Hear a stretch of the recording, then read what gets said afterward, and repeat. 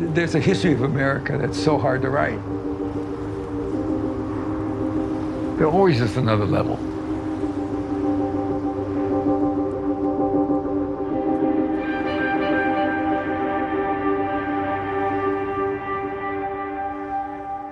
My job as a newspaper reporter is to find out secrets and facts, if that's what the issue is. And you publish them. Why do you publish them? We publish them knowing we're violating the rules and the laws, and we're breaking national security. It's top secret information above top secret, because we think there's an outstanding reason. We think there's a story here of officials with responsibility not conducting their affairs correctly. And that's the issue I'm trying to make. And there shouldn't be any bar on the press, theoretically, to publish anything we want, because that happens to be the way the Constitution and the Bill of Rights was set up. But now we come to a period that I call the battle for identity. Lies my grandma told me. Yeah, superstitious devices. Lies my grandma told me. What? Urban mythological rules. Bubble mice, yeah. Salut les kids et bienvenue dans En attendant Godard, saison 18, épisode 20. Cette semaine, émission contre-vérité, couverture et non-dit. Quand on dit un gros mensonge, on a le nez qui s'allonge, on se dit qu'à tout peser, on se sent bien moins coupable. Quand on a dit la vérité, c'est bien moins désagréable. Enfin bref, il est 19h et comme disait Peter, c'est l'heure. Eh oui, vous êtes bien dans En attendant Godard, l'émission de cinéma qui est mieux que les autres, et donc vous l'aurez peut-être compris via cette citation d'une chanson de Henri Dess. J'aurais dit Chantal Goya. Eh non, Henri Dess. Donc ce soir, émission Mensonge à l'occasion de la sortie sur Netflix il y a quelques semaines à la fin de l'année 2025. Nouveau film de Laura Poitras, co-réalisé avec Mark Obenhaus, Cover Up, un journaliste face au pouvoir. Ensuite, nous parlerons de Father, Mother, Sister de Jim Jarmusch. Et ensuite, nous parlerons de Roofman, du revenant d'Érection France, qui est sorti à la fin de l'année dernière en VOD et en DVD en début de semaine. Et pour parler de ce joyeux programme autour de cette table, il y a bien évidemment la fine fleur de la critique du Grand Ouest à ma gauche. Toujours à ma gauche, il y a carrément Fleuret. Bonsoir Thibaut. Salut Thomas, salut à toutes et à tous. Il y a également le docteur Erwan. Bonsoir docteur. Bonsoir. Et à la mise en son et à la parlotte de cette émission, il y a Margot. Bonsoir Margot. Bonsoir. Voilà, ce sont les forces en présence. Avant de passer à la section critique de cette émission, quelques nouvelles neuves de tête de ligne. De la merde. De la merde. De la merde. De la merde. De la merde, de la merde. Ah, oh, ça oui, c'est du bon travail. Donc les agendas locaux pour commencer. Le prochain film du dimanche soir sera le dimanche 8 février avec Histoire de fantômes chinois 2. Après le premier qui fut une séance merveilleuse où nous avons entendu se gondoler et se pouffer de rire le directeur artistique du cinéma Arvor, notre camarade Antonin, nous récidivons donc avec le 2 qui est aussi tout à fait super. Et cette fois-ci c'est personnel. Exactement, cette fois-ci c'est personnel. Donc voilà, d'autant que le week-end du 8 février, Syllab fêtera ses 30 ans, donc pour la peine, il y aura des petites festivités organisées à la fois sur l'antenne mais aussi en ville, avec notamment le soir une bamboche au bistrot de la Cité, donc le samedi 7, et il y aura plusieurs émissions spéciales évidemment sur l'antenne ce week-end-là, mais nous y reviendrons. 30 ans déjà, cela ne nous rajeunit pas. Nous avons commencé à l'époque, c'était RCR, Radio Campus Rennes, et Erwan a commencé peut-être à l'époque de l'ORTF. Non, mais c'était dans les anciens, c'était dans le bâtiment D, je crois, avant. Dans les sous-sols là, oui, du bâtiment D, où on avait le droit de fumer et de boire des bières. Ouais, le studio alternatif. Moi je dis ça, je dis rien. C'est vrai qu'on a fait des émissions à l'époque dans le studio D, dis donc. Et il y avait des programmateurs musicaux qui volaient tous les CD. Et il y avait des pans entiers de musique qui n'existaient plus. Voilà, qui avaient été shippés par des gens que nous ne citerons pas. Mais attendez, le 7 Erwan pour raconter vos histoires d'anciens combattants. Donc voilà.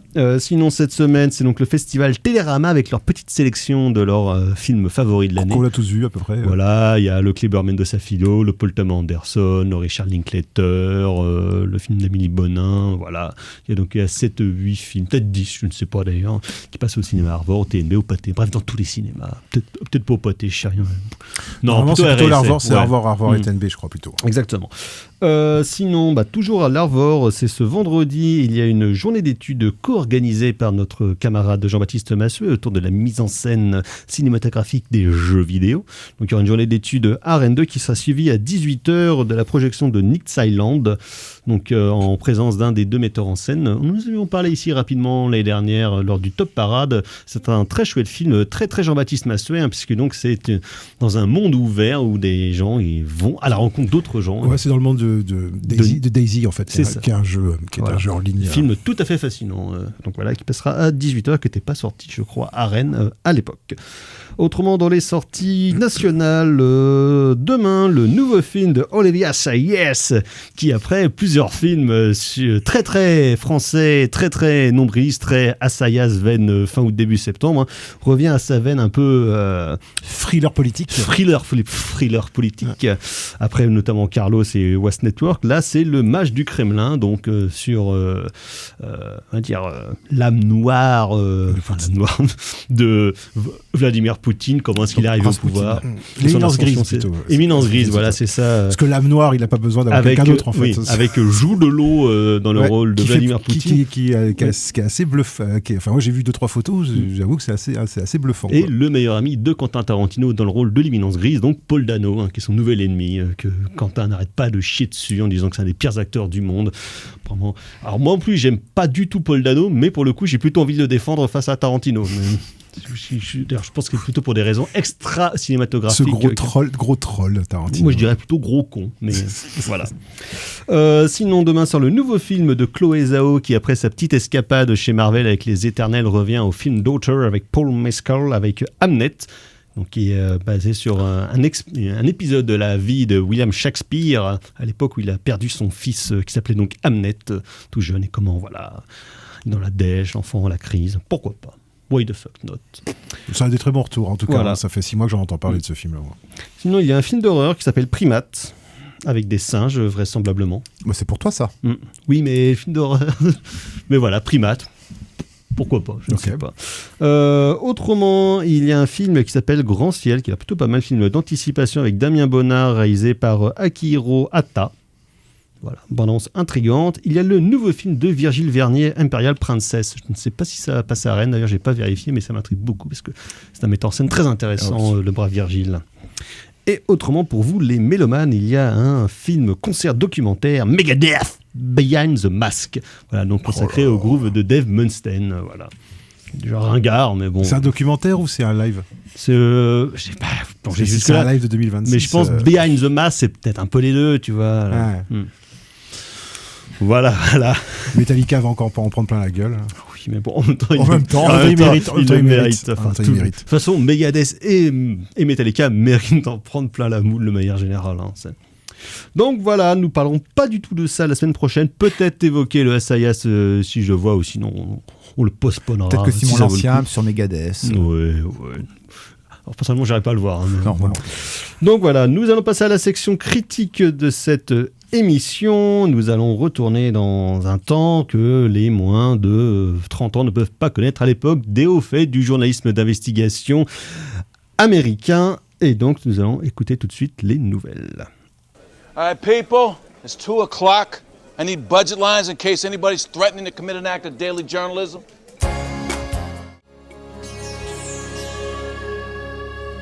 En attendant Godard sur Syllab 88.4 FM, et donc c'était un petit extrait de la saison 5 de The Wire, bien évidemment, suivi par le morceau de Stan Ridgway, Newspaper, et de Newspaper, de nouvelles et de journalisme, il en est question dans le nouveau documentaire co-réalisé par Laura Poitras avec son compère Mark Obenhaus, et qui s'intéresse à la figure, c'est important, la figure de Seymour Hersh, gros journaliste d'investigation américain depuis le début des années 60 et qui est toujours en activité, donc qui a beaucoup bossé pour le Time, le New York Times ou bien le New Yorker, et c'est quelqu'un qui au fur et à mesure de sa carrière a, on va dire, révélé au grand public un certain nombre des alcôves et des pages sombres de l'histoire contemporaine américaine, notamment dès la guerre du Vietnam en contribuant à révéler le massacre de My Lai, et puis après il a continué un petit peu justement sur le même genre de thématique, on va dire, sur la face obscure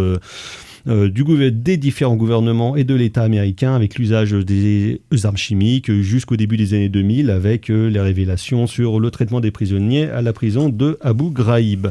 Donc Poitras souhaitait réaliser qu'on connaît comme metteuse en scène de Citizen 4 ou dernièrement de Toute la beauté et le sang versé, donc sur la photographe Nan Goldin.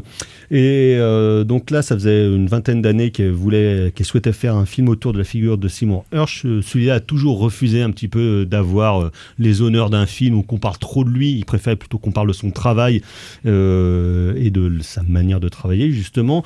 Mais grâce à sa ténacité et surtout un camarade de travail de Seymour Hersh, Mark Obenhaus, ils ont réussi à le convaincre et donc est sorti en fin d'année dernière sur Netflix ce nouveau documentaire Cover Up, un journaliste face au pouvoir.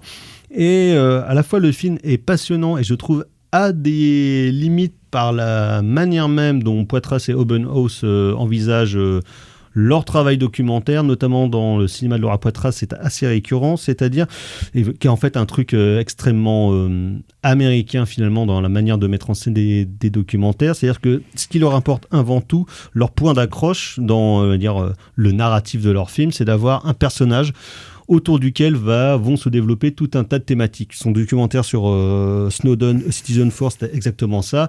S'intéresse avant tout à la figure, à la personne et presque au passé et au passif de Edward Snowden en tant qu'analyste de la NSA, avant de développer sur des questions annexes en fait les choses qu'il a révélées. Et là pour Seymour Hersh, c'est un peu pareil. On s'intéresse avant tout à un personnage autour duquel vont se déployer plusieurs échantillons d'histoire pour tenter de faire une genre d'histoire du journalisme contemporain américain. On sait que c'est un thème assez récurrent dans le cinéma de fiction et documentaire à Hollywood de manière générale et sur les grandes figures du journalisme. On pense au film de Fuller, Front Row. Il y a eu le film de Spielberg il y a un peu moins d'une dizaine d'années, donc The Post. Il y a eu Les Hommes du Président de Pakula. Il y a eu Spotlight il y a aussi une petite dizaine d'années. Mais en tout cas, c'est quelque chose qui vient, ou The Wire avec la saison 5, des choses qui reviennent assez régulièrement sur les figures ou la figure du quatrième pouvoir donc américain, comment est-ce qu'il est mis en scène, comment est-ce qu'il est glorifié aussi, et comment est-ce que par le biais de la fiction et par le biais de figures documentaires, on essaye de le magnifier et de dire que ce sont encore des choses qui sont extrêmement importantes, même si elles ont de plus en plus tendance à disparaître, parce que déjà qu'avant, faire du journalisme d'investigation et du journalisme de qualité, c'était pas facile avec les différents gouvernements au pouvoir. Mais à l'ère du numérique, à l'ère de la surveillance par tout un biais de techniques diverses et variées, ça devient de plus en plus compliqué. Et à l'ère de la post-vérité. À l'ère de la post-vérité. Et la concentration des médias aussi. La concentration des pouvoirs et des médias. Et donc tout ça est un peu mis en branle dans le film de Poitras sans forcément creuser tous ces aspects-là, je trouve, parce qu'il s'accroche, il s'intéresse véritablement à la figure de Seymour Hersh, qui est dans la grande tradition des journalistes américains, à la Bernstein, à la Woodward, mais sans aller trop non plus sur le terrain de, on va dire, leur politique personnelle. Parce que Bob Woodward, qui est interrogé dans le film, qui est donc un de ceux avec Carl Bernstein qui ont révélé l'affaire du Watergate en 1973, enfin 72 Watergate, mais l'affaire a été révélée en 73. Qui est donc finalement une figure majeure et importante du journalisme américain, mais qui est quand même clairement pas un camarade du tout, pro-républicain, trumpiste maintenant, assez complotiste, donc le mec a vraiment vrillé dans tous les sens, mais s'intéresse vraiment plutôt à la figure de Hersh en tant que praticien finalement du journalisme. Thibaut. Oui, je suis assez d'accord avec toi. Alors clairement, moi, le film rentre dans mon top 2025. Le film est sorti le 26 décembre sur Netflix. Et date pourrie. Voilà, exactement, date pourrie. T'as pas le temps de regarder un film aussi feel good, un feel good movie de la trempe pendant les périodes de fête. Mais en effet, le film est, d'ailleurs comme tout le travail de Laura Poitras, le film est assez curieux parce qu'en fait, il est avant tout, il n'est pas quelque chose, c'est-à-dire qu'il n'est pas un portrait de Cy Hersh. C'est-à-dire qu'on ne va pas s'intéresser finalement, ou peut s'intéresser, comme tu le dis, ou pas suffisamment. On ne va pas s'intéresser à l'homme, on ne va pas s'intéresser à l'intimité. Des bribes sur son histoire familiale sont convoquées, mais ça reste quand même vraiment une bribe. Et on va s'intéresser vraiment à la légende. Et qu'est-ce qu'on va imprimer ? On va vraiment, thématique fordienne, thématique du cinéma américain, on va vraiment essayer Laura Poitras, du coup, et son acolyte vont vraiment essayer d'imprimer la légende de Cy Hirsch. D'une part parce que voilà, on ne rentre pas trop dans l'intimité, et d'autre part, c'est par le montage, en fait, je trouve que ça se produit. C'est-à-dire que le film est monté comme un thriller politique des années du cinéma américain des années 70. Donc voilà, il rentre en plus la patine de l'image d'archive rentre clairement dans cette logique-là. Donc on est dans un dispositif ou dans un thématique et formelle qu'on connaît bien, mais en fait elle utilise ces images d'archives pour magnifier, à raison, hein, parce que le mec est un monstre du journalisme, pour magnifier les travaux de Cy Hirsch, et lui il va se proposer, on va essayer de le filmer comme une légende. Alors je dis bien on va essayer parce qu'il n'est pas hyper partant. Hein. Il est pas, alors en fait il est pas partant, et du coup je me demande si vraiment c'est le but du film. Au final, elle refuse de faire un portrait intime. Elle essaye d'en faire un portrait légendaire. Mais je trouve que y a trop de doutes qui sont mis en branle. Et en fait, le plus important, je crois que le film est une démonstration ou une tentative de définition de ce que doit être le journalisme, et pour aller plus loin, de ce que doit être le cinéma documentaire. C'est-à-dire que lui-même le dit, il faut bouger. Il faut aller de l'avant, il faut du mouvement constant. C'est bien entendu une philosophie purement, typiquement américaine. Mais ici, on est clairement dans cette logique-là. En fait, il bouge tout le temps. Le projet même du film, en fait, est en constante mutation parce qu'il a été proposé, il a été refusé, il a accepté en plein milieu du film. Il dit c'est bon, on arrête, là, c'est terminé. Et même les réalisateurs, la réalisatrice et le réalisateur, sont dans cette démarche-là, du mouvement, du brinque-ballant. Du coup, ça contredit un petit peu le principe légendaire, et du coup, le film reste bancal, mais cette question théorique sur la proposition d'une définition du journalisme, donc du mouvement et du cinéma documentaire du mouvement, parce que là c'est pareil, une caméra qui tourne, un clap qu'on entend, une perche qui arrive, un micro qui sort, qui arrive Souvent dans les films de Poitras, il y a en fait le revers ou bien la mécanique de travail. Et en fait, mais ça nous montre en fait un processus documentaire qui est en cours, comme on essaye de montrer un processus journalistique qui est en cours. Mais du coup, est-ce que c'est adéquat avec la figure légendaire? Je ne sais pas. C'est pas que le film est bancal, mais disons que théoriquement, il pose vraiment plein de questions. Docteur.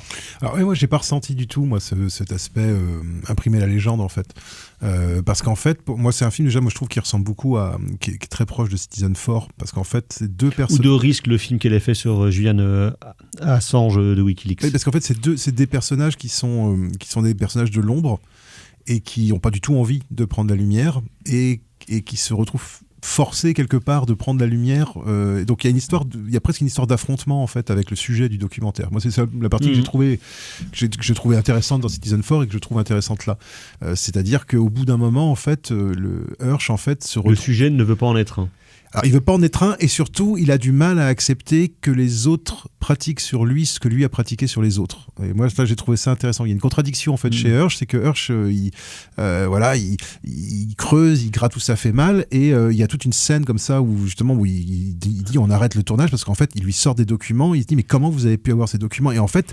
Sur la question de ses sources à lui. Et en fait, il leur en veut d'avoir fait leur boulot en fait. Il leur en veut d'avoir fait le boulot d'investigation que lui-même fait. Parce que lui, il pensait que c'était pour les autres en fait. Il pensait que lui, il avait tout bien blindé autour de lui et que du coup, c'était une forteresse impénétrable, son travail. Et il se rend compte que non. Et en fait, il y a une espèce de faiblesse qui est pas vraiment une faiblesse en fait, qui est juste une faiblesse humaine, qui est juste de l'humanité en fait, qui est qu'aucun homme n'est une île quoi, et qu'on peut toujours appliquer la recette à quelqu'un en retour quoi. Et ils le font pas méchamment, c'est pas du tout un portrait à charge, mais par contre, c'est pas non plus, moi j'ai pas trouvé non plus qu'il y avait qu'il y aurait ce côté un peu lèche-bot quoi, voilà, ou un peu trop dithyrambique. Non, mais ils sont quand même admiratifs de son travail. On peut, raison, on peut. Je veux dire, le mec a quand même bossé sur des gros trucs, mais le mec s'est aussi planté. Oui. Et un passage qui est vachement intéressant, c'est tout le passage sur la fausse correspondance entre JFK et Marilyn Monroe, qui est justement et de la légende, et qui justement et où là ce jour-là il a imprimé, c'est-à-dire le jour où il a cru, en fait, parce qu'il a cru ses sources, il a imprimé une légende qui était fausse. Et en fait, ça a permis à tous ses opposants de lui rétorquer à chaque fois qu'il apparaissait en public en disant bah ouais mais bon, en même temps on sait qu'en même temps vous avez merdé sur ce coup-là, donc est-ce que ça remet pas en cause toute l'authenticité du travail que vous avez fait? Et ça montre bien à quel point une seule erreur dans un travail de journaliste remet en cause en fait tout ce que vous avez fait. Il y a cette scène dans Les Hommes du Président où le perso de Ben Bradley parle au perso de Bernstein et de Woodward où il raconte une fois Lyndon B. Johnson, donc, qui était président, lui confie que J. Edgar Hoover va partir en retraite parce qu'ils veulent le dégager, quoi. Ben Bradley l'imprime dans le Washington Post en disant il cherche un remplaçant à Hoover. Le jour de la parue, une fois que le journal est paru, Lyndon B. Johnson dit en conférence de presse J. Edgar Hoover sera président du FBI à vie. Et dit à Ben Bradley d'aller se faire foutre. Et voilà, comme ça, il m'a niqué parce que j'ai cru quelqu'un qui n'était pas fiable, j'ai cru une source sans vérifier. Mais justement, et là, en plus c'est le président qui te le dit. Et là justement, c'est là que justement le journaliste se retrouve confronté à son propre ego. Et ça, c'est là où je trouve intéressant, c'est comment la légende du journalisme finit par trembler sur ses bases, parce que le problème de la légende du journalisme, son pire ennemi, c'est lui-même en fait. C'est le fait de croire qu'effectivement il est un révélateur, qu'il est un porteur de lumière, alors qu'il n'est qu'un être humain parmi d'autres êtres humains et un journaliste parmi d'autres journalistes, quand bien même il est extrêmement talentueux, que c'est un excellent écrivain, etc. Et qui tombe évidemment sur des gros dossiers. Mais moi j'aime bien justement, moi je trouve que justement il y a des failles aussi. Les failles sont pas cachées en fait sur ce personnage. Et son côté assez désagréable hein, d'ailleurs, hein, le fait qu'il est que c'est pas, puis que c'est pas quelqu'un de, je pense que c'est quelqu'un qui a un caractère pas fastoche. Et ses collègues le disent hein, d'ailleurs, hein, que c'est un mec qui est pas facile quoi.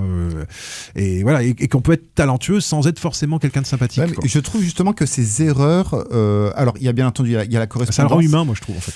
Mais je trouve qu'elles sont pas assez. Mais il en a peut-être pas fait tant que ça en fait. Eh ben si en fait, il en a fait parce que même tu vois, et en moment il est convoqué l'affaire de Nord Stream là, le pétage du gazoduc en mer Baltique, il me semble. Dans le Nord là-bas. Et en fait, il a une source qui lui dit bon ben en fait c'est les Américains qui ont pété le truc, mais c'est pas tout à fait avéré. Et je trouve que ça c'est vraiment resté en surface. C'est dans ce sens-là où je me dis voilà, c'est là où on tente d'imprimer une légende, parce qu'en fait les erreurs, et en fait tu vas juste sur la page Wikipédia de Cy Hirsch et tu vois en fait qu'il a pas des casseroles, mais il a des travaux qui peuvent être, notamment en Syrie aussi, ce qui s'est passé en Syrie, il a des travaux qui peuvent être vraiment légitimement remis en cause. Et je trouve que ça c'est un peu ce qui est normal en fait. Ce qui est normal, ben voilà, personne n'est parfait dans son aucun journaliste dans son boulot. Mais je trouve que c'est quand même Damias. Ouais, Robert Damias. C'est quand même Charles Villeneuve. C'est quand même Robert Ménard. Reporter sans frontières. C'est quand même, je trouve, un petit peu mis à la trappe et un petit peu édulcoré, alors que je pense qu'on aurait pu, pour vraiment bien cerner cette figure, et c'est pas en fait c'est pas un rejet de son travail et de ses enquêtes que de dire que des fois tu t'es planté, et je pense qu'on aurait pu équilibrer un petit peu la balance. Je pense que les réalisateurs auraient pu un petit peu équilibrer la balance, mais est-ce vraiment était-ce un objectif? Était-ce de faire... L'objectif du film était-il de faire un portrait, complet? En fait, le truc c'est qu'elle aime bien les figures romanesques. Bah c'est ça. C'est vraiment très ricain comme manière d'envisager. Que ce soit Dan Golding, que ce soit Julian Assange, que ce soit Edward Snowden. Bon, Julian Assange et Edward Snowden, ils ont des côtés pas clairs non plus, quoi. Tu vois, sur plein de trucs. Et puis surtout, c'est des personnages. Alors, Dan Golding, je le mets à part parce que Dan Golding, c'est un autre combat encore, quoi. Mais ces figures justement de lanceurs d'alerte ou de journalistes, c'est aussi des gens qui vivent dans l'illusion qu'ils ne sont pas manipulables, alors qu'en fait, à partir du moment où le quatrième pouvoir est un pouvoir, il peut évidemment être utilisé par le pouvoir politique pour faire passer une info, pour enfumer quelqu'un, etc. Et ça s'est vu des centaines et des centaines de fois. Donc la question de la confiance dans les sources, quand les sources appartiennent au pouvoir, c'est pas tout à fait pareil que quand c'est un lanceur d'alerte, quoi, justement. C'est pas la même nature de source, en fait. Et même un lanceur d'alerte peut avoir des intérêts qui sont dissimulés derrière le fait qu'il lance une alerte, quoi. Parce que l'ambiguïté humaine, quoi. Voilà. Et moi, je trouve... Alors, effectivement, sans doute, peut-être que c'est pas assez appuyé, mais j'ai pas trouvé que c'était pour autant lisse, quoi, tu vois, comme portrait. Moi, j'ai plutôt trouvé que... Et moi, ce que j'ai bien aimé, en fait, c'est notamment... Alors, moi, j'ai bien aimé toute la partie sur My Lai, parce que c'est vraiment là que tu vois la méthode. Oui. C'est vraiment là qu'ils exposent la méthode, le fait de trouver tirer un petit bout de ficelle et puis de tirer jusqu'à ce que toute la pelote vienne. Et ça, j'ai trouvé ça assez Trouver facile. le fil d'Ariane pour sortir du assez labyrinthe. facile. Moi, ce que je de regrette, contre-vérité. mais il aurait fallu un film beaucoup plus long. Mais ce que je regrette, c'est qu'effectivement tout ce qu'il y a à partir des années 80 est traité de manière beaucoup plus rapide.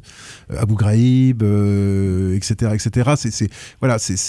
Même son combat contre Kissinger, oui, parce que Kissinger, l'ami de la planète, qui donc était quand même pour le coup un des plus gros bâtards de l'histoire de la politique américaine du XXe siècle. Qui est un personnage purement machiavélique au sens purement. littéral du terme. Qui est mort il y a un an à l'âge de 100 ans, cette vieille raclure, et qui a été justement conseiller mais comme McNamara, comme tous ces types. Conseiller de Nixon, de Reagan, jusqu'au bout. Kissinger.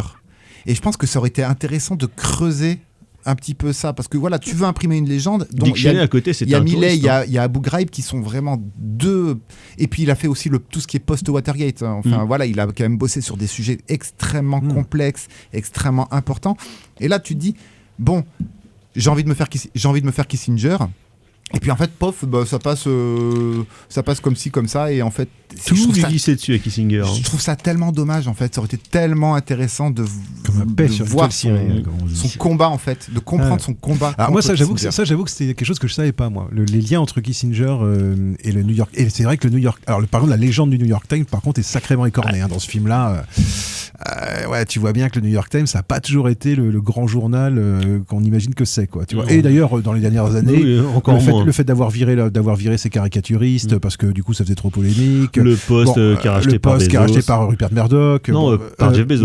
Par Jeff Bezos. C'est le Wall Street Journal qui est acheté par Rupert Murdoch.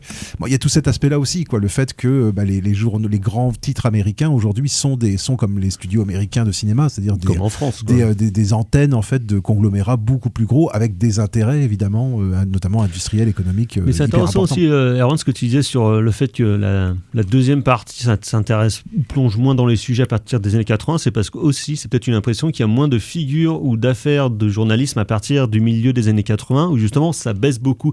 Années 60, années 70, on va dire c'est la grande période de gloire du journalisme américain de manière générale, que ce soit dans le journalisme d'investigation ou dans le journalisme de la contre-culture, avec le nouveau journalisme, avec le gonzo journalisme, avec Tom Wolfe, Truman Capote, Richard Melzer, tout ça, plus le rock critique qui se mêle à tout ça, mais eux aussi écrivaient beaucoup sur la politique. Hunter Thompson, par exemple, il avait suivi toute la campagne de Nixon et de McGovern en 1972, et ses articles et son bouquin qui en a tiré est vraiment hyper intéressant. C'est une autre veine du journalisme américain, mais c'était déjà des figures qui aussi étaient elles-mêmes importantes, déjà parce que la presse avait un autre impact et un autre pouvoir en termes de tirage, en termes de distribution, que surtout depuis les années 2000, et que finalement l'investigation de toute façon s'est évaporée dans les grands titres pour aller vers des antennes ou des moyens de diffusion qui sont soit plus niches, soit beaucoup plus ciblés, donc c'est-à-dire sur Internet, à la radio, mais dans les grands titres de presse, il y a encore parfois des grandes affaires, mais c'est beaucoup plus difficile. Ouais, je pense aussi que la classe politique a appris aussi de ses erreurs. Ils ont appris en fait à se mettre des journalistes dans la poche, et surtout à avoir comme potes des patrons qui eux-mêmes sont des directeurs de presse. Je veux dire, tu regardes en France, je veux dire, des médias indépendants, de presse écrite, il n'y en a plus beaucoup. Ils appartiennent tous à des milliardaires, quasiment tous. Mediapart. Oui, mais je parle de presse écrite. De presse écrite.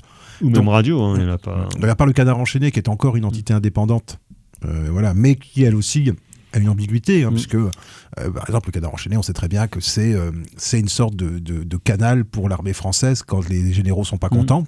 Ils font fuiter pour que le Canard enchaîné sorte des articles. Donc il y a aussi tous les trucs qui fuitent, les trucs décoachés, justement, ne sortent pas par hasard. C'est parce qu'on veut. C'est parce qu'on veut faire tomber quelqu'un, parce que c'est le bon moment, etc., etc. Une question de timing en général des affaires. Donc il y a une ambiguïté aussi, c'est que c'est pas uniquement des révélateurs de lumière, c'est plutôt des gens qui passent le truc, quoi. C'est des passeurs en fait, quoi. Et c'est ça, moi je trouve. D'idiots utiles parfois. Parfois d'idiots utiles, mais voilà. Et moi, mais je trouve aussi que c'est très humain en fait. C'est-à-dire que moi, ça m'emmerderait d'avoir des journalistes qui seraient des espèces de figures tutélaires, totémiques. Là, l'humanité, en fait, je la cherche encore. Le journal. Oui, je le cherche encore le journal. Si. Alors, mais c'est- lui, de ça, quand il parle de son enfance, moi je trouve que ouais. quand il parle de son enfance, des relations avec ses parents. Oui, mais tu vois tout de suite, ça tu revient. sens beaucoup d'aigreur. Oui, mais du coup, tout de suite, tu vois, ça revient sur un truc plus intime, plus romanesque, plus pas calibré, mais cadré dans une certaine forme de narration. Très américain. Oui, voilà, effectivement. c'est pour ça. C'est vraiment, je trouve, la limite de la forme documentaire de Poitras, on va dire, dans les 10 dernières années. Depuis son film sur Snowden, avant, c'était plus vraiment les événements avec Guantanamo, avec l'armée israélienne. C'était des sujets un peu C'est plus sûr, larges. c'est pas Adam Curtis, quoi. C'est Et certain. voilà, quoi. et ça se C'est pas resserre sur des. C'est pas le même plan non plus. Non. Quoi. C'est pas le même. C'est pas la même école. Quoi. C'est pas la même C'est pas méthode. du tout la même école de journalisme finalement. Là, c'est vraiment effectivement le quatrième pouvoir, avec tout ce que ça peut comporter de majuscules et de grands mots, quoi. Voilà. Mais bon, moi j'avoue que c'est une figure que je connaissais pas très bien. Je connaissais son nom, mais je dois avouer que c'est une figure que moi je connaissais pas très très bien. Et j'ai trouvé que toute la partie sur Milai était vraiment la partie sur Milai et la partie sur Kissinger. Enfin, toute la première partie du film, moi j'ai vraiment trouvé ça intéressant. Après, on était sur des sujets, des thématiques ou des affaires en fait que moi je connais, qu'on connaît un peu mieux, tu vois, Abu Parce qu'elles sont Ghraib, plus récentes. qui sont plus récentes, etc., donc qui sont peut-être un peu moins intéressantes aussi parce qu'elles n'ont pas cette patine du temps, quoi, peut-être aussi, quoi. Peut-être que dans 20 ans, si on fait un film sur Abu Ghraib, ce sera peut-être plus intéressant à voir que maintenant, quoi. J'en sais rien. Mais le film reste quand même passionnant. Voilà. Donc Cover Up, un journaliste face au pouvoir de Laura Poitras et Mark Obenhaus, disponible sur Netflix. On va revenir à l'ère contemporaine avec Jim Jarmusch. You know, damn it, Jim. My hunch is right and yours is wrong. My hunch is they're going to buy it. Nah, it never works, huh? It's gotta work. Come on, that was 40 years ago. They don't even remember who the hell you are. We've got to take a crack at it. Sam, I think you're on crack, man.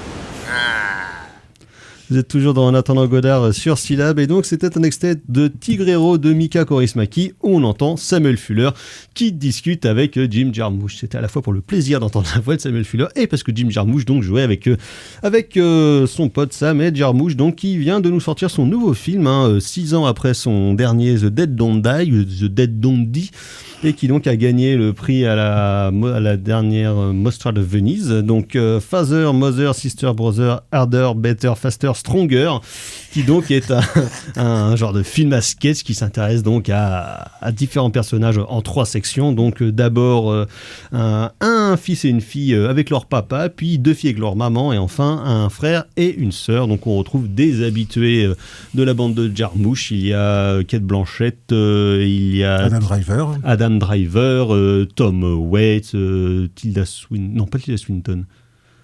Bref, que des gens qui tournent avec lui. Et donc, Margot, que vaut ce film de Jim Jarmusch qui, ces dernières années, fait un peu n'importe quoi? Alors, j'avoue que j'ai plutôt apprécié le film, sachant que je suis assez friande des films de famille de manière générale, parce que il y a vraiment tout un tas de sujets qui sont interrogés à travers le film de Jarmusch, notamment le fait que c'est un peu bête à dire, mais on choisit pas sa famille. Donc il y a cette espèce de... Qui est un film de Christian Clavier. Alors, du coup non. Bon. Mais ce que je voulais dire par rapport à tout ça, c'est que et ce que le film met en lumière, on a beau avoir été élevé par nos parents, au bout d'un moment, quand on grandit et qu'on part de la maison et qu'on devient nous-mêmes des adultes, il y a un rapport aux parents qui change. Et pour certains, ça peut être un rapport qui va s'améliorer, enfin, que sais-je. Et à d'autres moments, les parents, en fait, deviennent des étrangers pour les enfants. Donc là, on a vraiment, en tout cas, surtout dans les 2 premiers segments, les enfants qui sont devenus des adultes et qui se questionnent sur ce rapport-là et sur cette obligation familiale de mais en fait, pourquoi on continue à aller voir nos parents une fois par an alors qu'on n'a rien à leur dire. Enfin, vraiment, les 2 premiers segments sont rempli de silence et de vide et de non-dits aussi, parce que en fait ce sont des enfants qui ont vraiment presque coupé les liens et qui finissent par y aller un peu par habitude et par devoir familial entre guillemets. Et j'avoue que j'ai trouvé ça plutôt intéressant, sachant que c'est pas forcément quelque chose que j'ai beaucoup vu. J'ai plutôt vu des films où tout le monde se dispute, ça se déchire, il y a des drames, il y a des choses comme ça. Là, on est vraiment dans un film... Oui, c'est pas Festen de Winterberg, quoi. Non, on n'est pas dedans, clairement pas. Mais on est aussi dans quelque chose qui est questionnant. Parce que on se rend compte aussi que les parents, de manière générale, ils ont aussi leur vie à eux. Et ils n'ont pas toujours été que des parents, donc ils ont aussi leurs secrets. Donc le film pose ces questions sur ces sujets-là. Et honnêtement, j'ai trouvé ça assez intéressant. Il y a quelque chose qui est assez beau dans le film et que j'ai beaucoup apprécié. C'est qu'on a plusieurs objets qui sont réutilisés dans les 3 segments. Donc les 3 segments n'ont rien à voir entre eux, à part certains objets ou même certaines phrases qui reviennent et utilisées de manière différente. Et donc en fait, on trouve...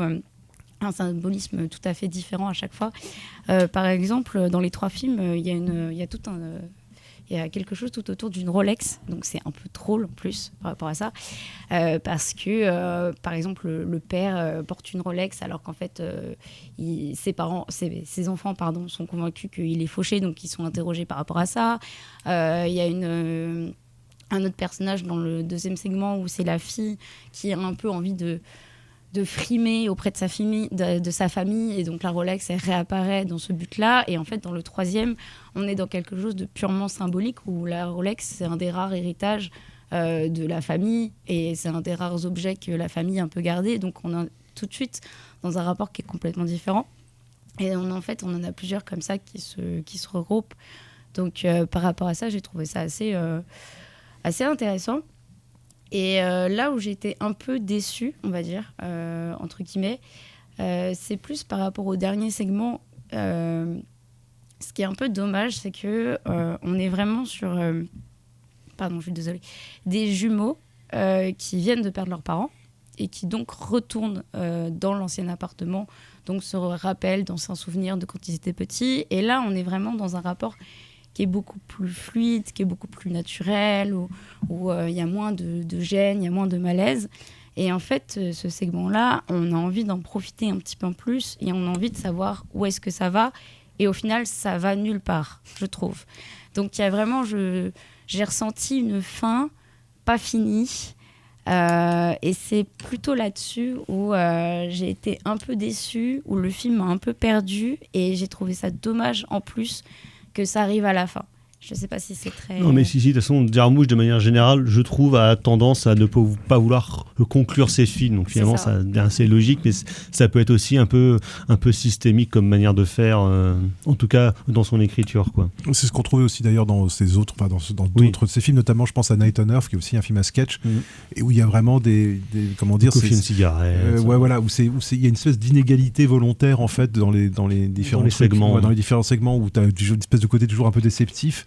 Et puis des moments où ça devient mieux, puis ça, voilà, une espèce d'évolution, sans trop savoir d'ailleurs jusqu'à quel moment c'est maîtrisé ou pas, mais voilà. Mais bon, c'est bien. Donc c'est quand même, c'est bien comme s'il est revenu avec un peu plus en forme quand même, quoi. Ça reste un film qui est quand même qui est assez doux, qui est assez poétique. On a vraiment des moments où il y a beaucoup de silence, encore une fois, et on profite aussi de ce qui se passe et du décor. Donc il y a une ambiance qui est assez prenante. Surtout que maintenant c'est un cinéaste français. Oh là là, c'est la mode. Non, c'est du cinéma français, Jim Jarmusch, puisqu'il s'est fait naturaliser français. Il va tourner avec George Clooney. Je ne sais pas, mais en tout cas, c'est du cinéma français maintenant. Donc merci Margot. Father, Mother, Sister, Brother de Jim Jarmusch, toujours dans les salles. Et maintenant, on va toujours parler de famille heureuse.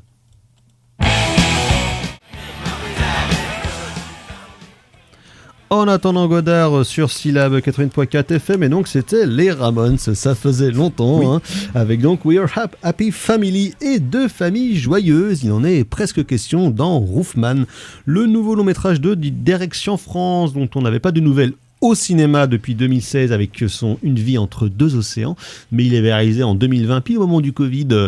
une mini-série avec Mark Ruffalo qui jouait les frères jumeaux, I Know This Much Is True, et qui donc là revient avec Roofman, un film based on a true story sur l'histoire au début des années 2000 de Jeffrey Manchester, ancien GI américain, qui, pas d'argent, c'est la crise, c'est pas facile, s'est mis en fait à cambrioler des McDonald's en passant par le toit, ce qui lui fera avoir le surnom donc par les médias de Roofman, et qui après s'être fait pécho puis s'être évadé en fait vivra pendant plusieurs mois dans un Toys R Us. Et donc, c'est sa petite vie dans ce magasin de jouets et sa rencontre avec une des employées jouée par Kirsten Dunst. Et le rôle de Jeffrey Manchester étant incarné, lui, par Channing Tatum, le trou figural, comme on l'appelait à l'époque, qui égrène donc sa nouvelle tronche post-chirurgie esthétique et bien sec. Et pour le coup, il est plutôt pas tout mal dans le rôle de ce braqueur un peu maladroit. Voilà. Un peu concon, mais pas trop. Un peu concon, mais pas trop, mais touchant, mais un peu, voilà. Donc, direction France qui revient avec un petit casting sympathique. Donc, Tatum, Dunst, Peter Dinklage, Lakeith Stanfield, Juno Temple, tout ça. Oui, alors moi, direction de France, en fait, de lui, je n'ai vu, et j'avais adoré Blue Valentine et The Place Beyond the Pines. En même temps, il n'a pas une énorme filmo. Il n'a pas une énorme filmo, et j'ai... À la voyure de ce, au visionnage de ce film, je me dis que... française on la maltraite, mais quand même. Ouais, voilà. Au visionnage de ce film, je me dis quand même que c'est un projet, alors je crois que c'est un projet qui portait depuis pas mal de temps, et je trouve que c'est un projet un peu plat par rapport à l'ambition de cinéaste qu'il a envie d'atteindre, je pense, quand on regarde en fait ces deux premiers longs métrages. Il avait fait un film avant, à la fin des années 90, Brother Tide, et après il a pas tourné pendant 12 ans. Voilà. Bon, le film est trop long, le film est plat, le film est inoffensif, et je trouve ça bien dommage, en fait, de la part de ce cinéaste-là, parce que, en fait, il y avait vraiment matière à faire quelque chose un petit peu comme l'avait fait Steven Soderbergh avec Logan Lucky. Oui. C'est-à-dire avec Channing Tatum. Avec Channing Tatum. C'est-à-dire un mélange entre un film franchement ludique et un côté vraiment tragique. Et ici, le côté ludique, je trouve qu'il passe un petit peu à l'as. Je trouve ça je trouve ça dommage, et du coup il essaye de s'insérer vraiment dans ce qui est le cœur du projet du film, c'est-à-dire c'est une tragédie. Le film est franchement une tragédie, c'est-à-dire que c'est l'histoire d'un homme qui veut tellement être américain. Il veut tellement être un WASP. Il veut tellement être un blanc américain avec sa famille, son église, sa maison, son boulot. Mais en fait, il n'y arrive pas. Et ça, c'est... Vivre le rêve américain. L'American Way of Life dans toute sa splendeur. Et en fait, il n'y arrive pas. Et je trouve que c'est à ce niveau-là que le film vraiment est intéressant, parce que voilà, il convoque vraiment des choses... Les symboles qui sont convoqués sont vraiment passionnants. Bien entendu, McDo, Toys R Us, enfin des gros symboles de la zone industrielle américaine. En Caroline du Nord ici. Ouais, c'est à Charlotte. On est dans le coin de Charlotte que ça se passe. Ouais. Voilà, ce désir de gagner des sous pour payer un vélo à sa fille, pour consommer, la recomposition un petit peu de la famille, et essayer d'avoir une bonne vieille famille blanche américaine de banlieue, et la place franchement prégnante de la religion. Mais pourtant, cette thématique est absolument fascinante. Je pense que c'est là où il veut aller, parce que le casting est mortel. Channing Tatum est un acteur, moi franchement, que j'ai toujours bien kiffé. Kirsten Dunst, on n'en parle pas. On n'en parle bien évidemment pas, hein. C'est une immense actrice. Oui. Mais voilà, je trouve que là, il y a vraiment... En fait, tu sens le côté tragique, et pourtant j'ai l'impression que la mayonnaise ne prend pas, parce qu'il y a des problèmes de rythme, parce qu'en fait, j'y crois pas au début. Et en fait, je trouve ça hyper dommage et hyper dommageable de la part d'un cinéaste qui avait quand même lancé une filmographie sur les chapeaux de roue, et qui là, je trouve, fait un truc un peu... C'est pas vain, hein, mais quelconque. Je trouve ça dommage. Docteur. Ouais, moi je serais un peu moins sévère quand même, parce que bon, si le film est pas un chef-d'œuvre, moi je trouve que moi j'ai pas trouvé ça si plat que ça en fait. Notamment, moi j'ai trouvé que moi je trouve que c'est un film assez cohérent en fait, avec les autres films, les films précédents du réal, notamment cette espèce de comment dire, de sympathie pour les prolos en fait, quoi, pour les classes populaires. Pareil, c'est pas assez montré ça. Pour les classes populaires, quoi, avec une forme de candeur en fait chez eux qui effectivement ils sont esclaves de la société de consommation, etc., mais sans que ça soit surplombant, quoi, comme regard, quoi. Que ça soit au niveau de la religion d'ailleurs, ou au niveau de la consommation, qui sont et c'est pas du tout un film qui cherche en fait à être politique dans le sens où ça serait les individus qui seraient finalement les porteurs d'une idéologie, mais c'est plutôt une idéologie qui va conformer les individus et qui va les pousser en fait à faire des erreurs. Alors pas tellement la religion qui est plutôt représentée sous un jour on va dire sympathique en fait, comme un lieu communautaire en fait. Mais sans prosélytisme. Sans prosélytisme non plus, mais plutôt la société de consommation, quoi, ce type qui va en fait pour moi le fait qu'il aille dans un Toys R Us, c'est pas si anodin que ça, parce qu'en fait c'est un enfant en fait.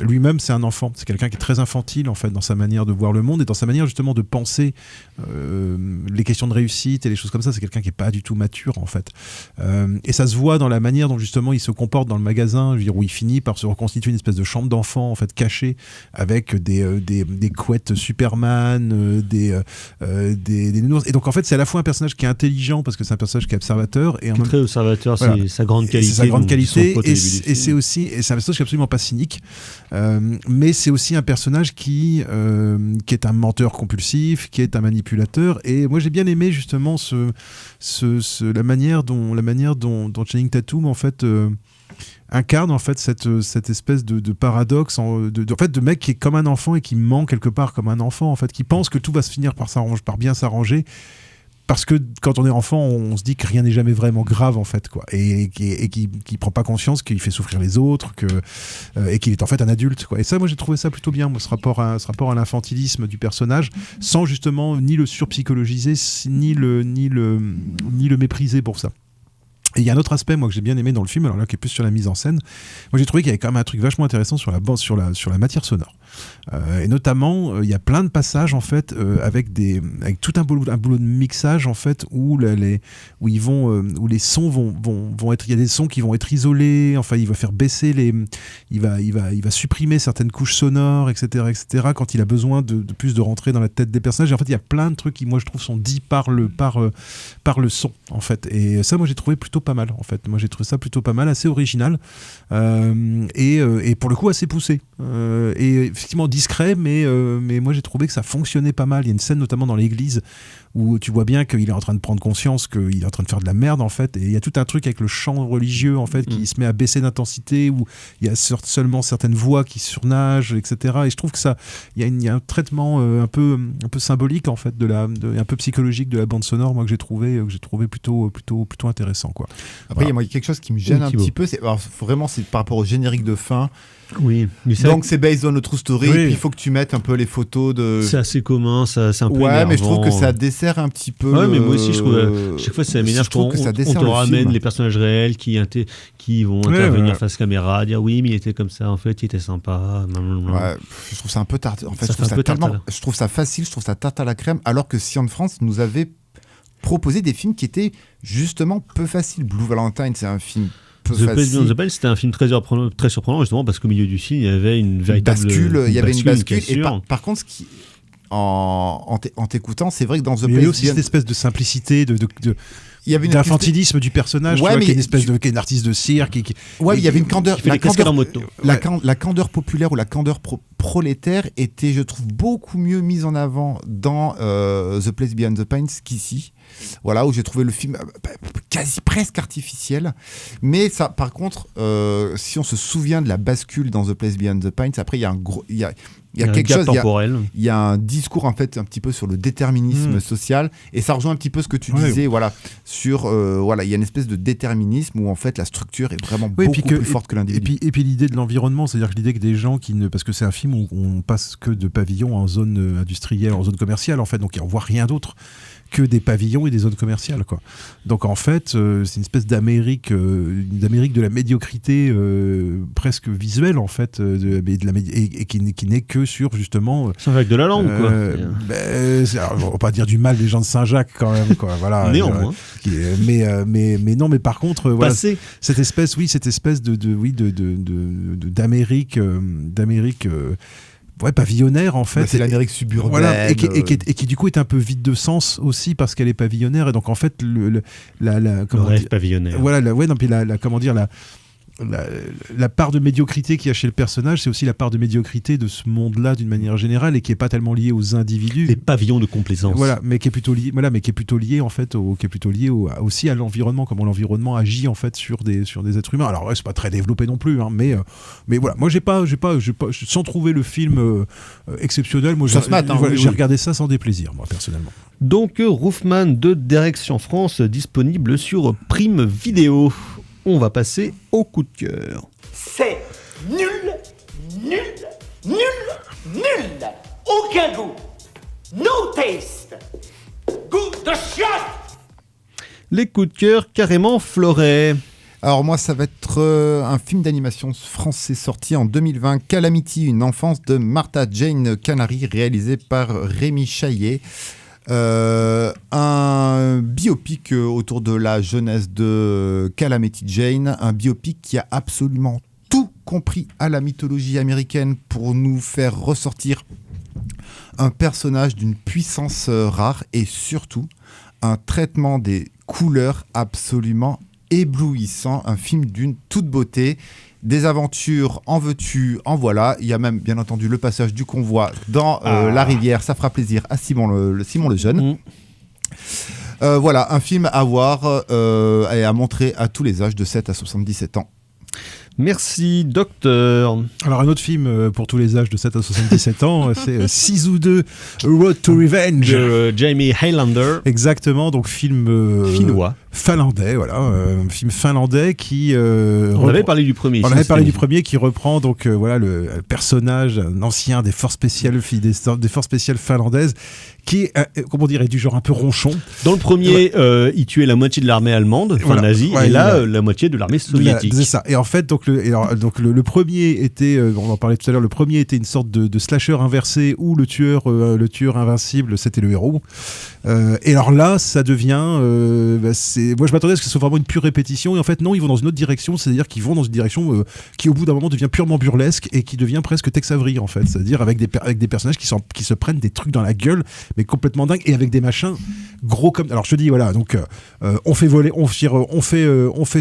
un tank, on fait rebondir des avions sur des rondins de bois, on tue les méchants à coups de missile, c'est extrêmement violent, c'est n'importe quoi. Et il y a une super scène de passage, de traversée d'un train et d'un dortoir avec plein d'obstacles, avec plein de bras de mecs qui se mettent dans le passage, et plein de tentatives pour essayer d'être discret qui tourne à la catastrophe, et où ça se termine dans une joyeuse boucherie. Moi, j'ai beaucoup... ça vous plaît, ça? Ouais, moi, j'ai beaucoup ri. Et l'acteur principal voilà, se donne à fond. On sent qu'il est très, très, très, très, très content d'être là. Stephen Lang dans le rôle du méchant. Qui est très content d'être là aussi. Voilà, c'est une pure série B, mais très agréable à regarder. Moi, j'ai bien pris mon pied. Merci, docteur. Margot. Alors, pardon. Moi, c'est la saison 1 de Twin Peaks. Il y a l'intégralité en ce moment sur... Pendant toute l'année. Ouais, c'est ça. Sur Arte. Sur Arte. Donc, j'avais jamais vu. Je connais toute l'histoire, même si j'ai jamais vu. C'est quand même un vrai plaisir. Enfin, voilà. Jamais vu. Après, faut attaquer la deuxième saison. Il y a un petit trou dans la deuxième saison. Faut tenir le coup. Et puis après, il y a la troisième saison qui est géniale. C'est mieux. Je verrai ça un jour.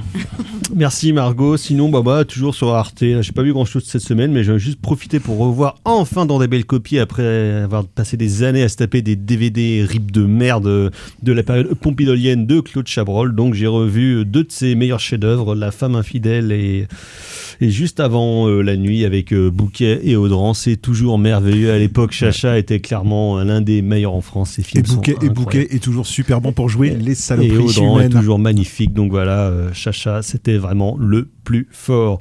On se retrouve la semaine prochaine pour parler de jazz notamment. Merci Margot à la maison de cette émission. Prochaine émission, prochaine édition. À ciao, bonsoir.